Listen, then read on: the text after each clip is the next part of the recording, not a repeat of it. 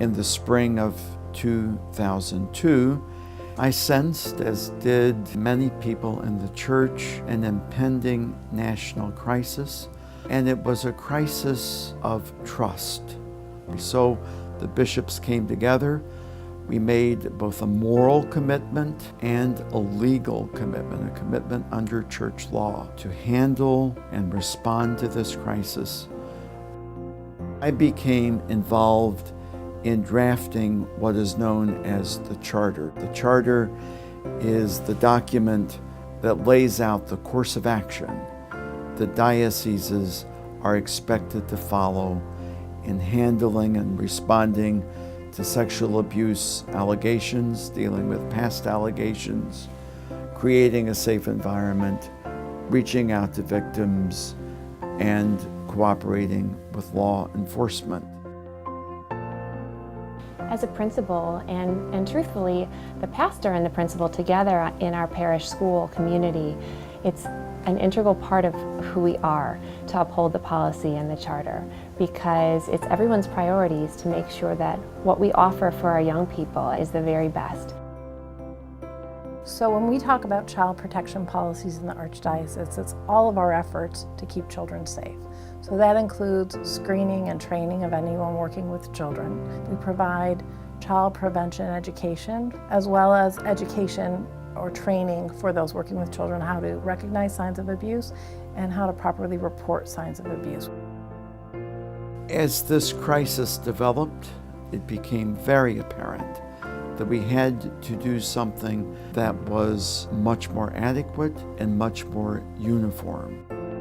Each Archdiocese has an independent review board that oversees the work of the Office of Child and Youth Protection. The independent review board is so very important to make sure that we continue to have the courage to make tough decisions. In order to become a youth minister, I needed to be fingerprinted and I needed to complete the stand training. And there were a number of workshops to help me with both professional development and then ministry development.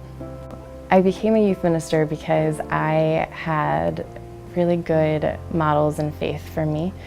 Creating safe environments for young people is so important. I've seen young people really begin to see God in one another, in themselves, in the community around them, and that's only possible when they know that they're in a safe place. Just how important I think the church is has been a huge motivation for me. I've seen the culture of child protection and safety really grow and grow in our schools and the parish communities where I've worked. And to know that they're there to support us and know what grace it takes for them to support us through very difficult times has been a huge tool for me as a school leader in the Archdiocese of Baltimore. The Charter has had a tremendous impact, I believe, on dioceses all around the United States and beyond. And most important feature of the Charter is zero tolerance. One strike and you're out.